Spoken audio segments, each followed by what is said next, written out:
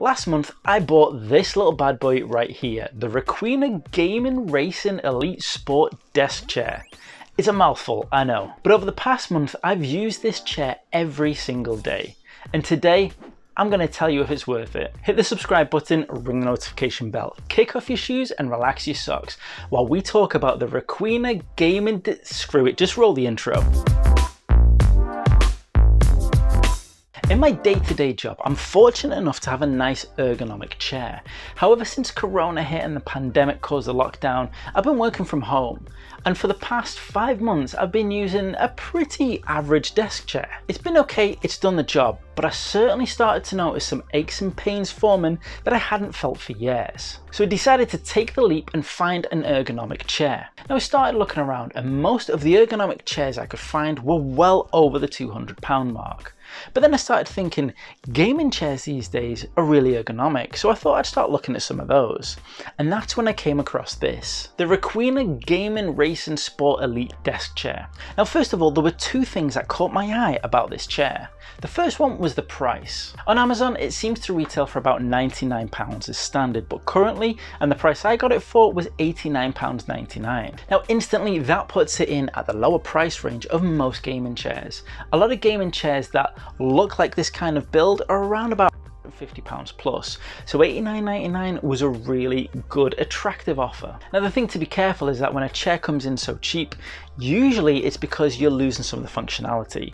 And as I for an ergonomic chair, not just a gaming chair, it was essential to me that it had all the right moving parts. In my chair at work, I had lumbar support, I had the back support, a high head, and I had the movable armrests, as well as being able to recline the chair backwards and forwards and move up and down as well. A lot of gaming chairs that I came across under the £100 mark just didn't offer all this functionality. Most of them, the main thing that was missing was the armrests not being able to move up and down or to be able to swivel. But when I started to look into more detail on this chair, I noticed it ticked all of the boxes. Specifically being able to move up and down, a reclinable back, the lumbar support, a high head, and the movable armrests. Because of all those things, I thought this is a good chair. This is a good option. The only thing that could let it down was possibly build quality, but the only way I'd know about that was to order it and check it out. So that's what I did. Now I'm going to roll some B-roll of me unboxing the chair and setting it up, so you get a kind of taste of what's involved. But what you're going to notice is that it's very simple. The chair itself is in about 6-7 main major components, and each of those components fit together really nicely and easily. With all the moving parts and all the articulation and all the support, I was worried that this could be quite a long job, but it actually only took me no more than 30 minutes to get the chair up and running and ready for use. Every single step was well explained and easy to do. The wheels and the base just slotted right in, and then the seat just sat on top of the base. Now in terms of the quality and materials, I'm really happy. I'm really impressed actually. Now this is a faux leather chair. It's not real leather, so your quality is only going to be up to that faux level. However, faux leather products these days are a lot more popular, and because of that, the quality has grown as well. And this is one of the best quality I've had. I've had many products in the past that, even when they've come brand new in the boxings, have a little bit of a tear or a scuff here or there. But I don't know if I was lucky or if it's just good quality chair. There were no marks on this whatsoever. Another thing as well is that I went for the grey. There's the white option, grey, red, black, and I think there might be a blue. I'm not sure about blue, but I went for the grey option. And I went for it because in my experience, white faux leather can get a bit grubby and not look as nice after a few uses. But I was a little bit concerned that the grey might look a little bit dulled or washed out. But in my opinion, I think it looks really nice and really striking against the dominant black of the chair. Now in terms of features, I'm pleased to say it still ticks all the boxes that I expected to. The lumbar support is really nice and sits perfectly in that position on your back. The neck support behind me, for me, naturally sits a little bit low, but you can easily just slide it up and get it right into your neck position right there, and it sits really comfortably. Armrests also sit nicely high up and can go really low down as well, but also, which is better than the chair I had at work, is that they can actually pivot. about, I'd say, 45 degrees left and 45 degrees right, so you can balance them nicely so then your arms are sat when you're using the computer. I hadn't really noticed this was a feature I wanted, but once I had it I realized I was actually pivoting them inwards quite a bit, as that's kind of where my arms sit, so it was really nice to have that extra feature. In terms of height, it goes up and down really nicely and really smoothly, and in terms of reclining, it goes all the way back. I can literally lie flat and fall asleep on this bad boy.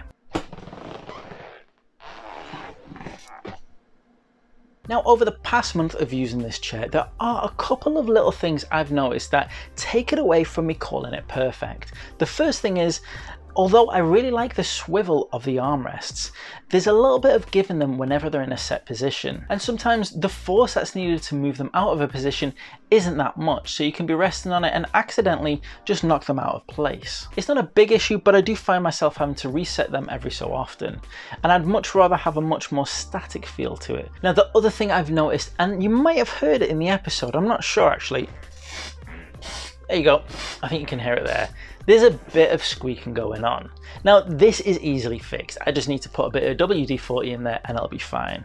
It's not a really big issue, but it is a minor annoyance, and it would have been nice if everything came up greased properly so you didn't have to worry about doing this afterwards. Again, maybe this is just the chair that I've got and other chairs are better greased, but for me, this is a little bit of an annoyance, and after this episode, I'm going to be greasing up this chair because I've got live streaming coming up and I don't want to be annoying people with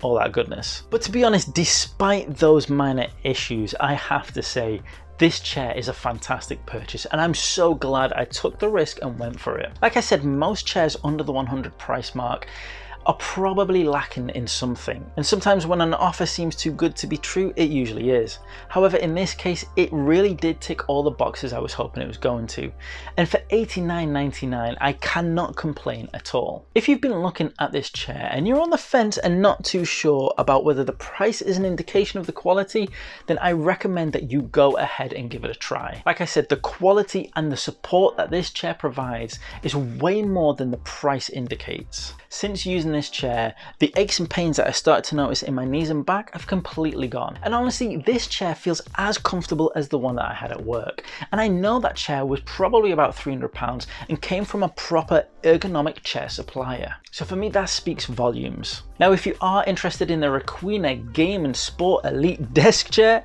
I'll put a link in the description below so you can go and check it out. Now, if you like this episode and you enjoy content about gaming, from retro gaming to indie gaming, modern gaming, and even game development, then hit the subscribe button and ring the notification bell so you don't miss out on more episodes like this, reviews, and video game content. And if you are a retro gaming enthusiast, then head on over to the Retro Refresh community, where you can check out content from some of the best creators from the UK and US, focused on retro gaming, nerd culture, and even modern gaming as well. Retro Refresh is a collection of 8 YouTube channels that just have that pure passion for nostalgia and retro. And finally, if you want to show some extra level support to the channel, then go over and check out the Patreon page, just like these guys have. A big thank you to my Patreon supporters who help make these videos possible, including Hilazing Retro Gaming and Jack Mawson. If you want to show your support for Chronik Spartan games, then you can head on over to chronicspartan.com and check out our indie games. You can become a Chronik Spartan patron at patreon.com, or you can kick off your shoes and relax your socks with some Chronik Spartan merch from tpublic.com. All links are in the description below.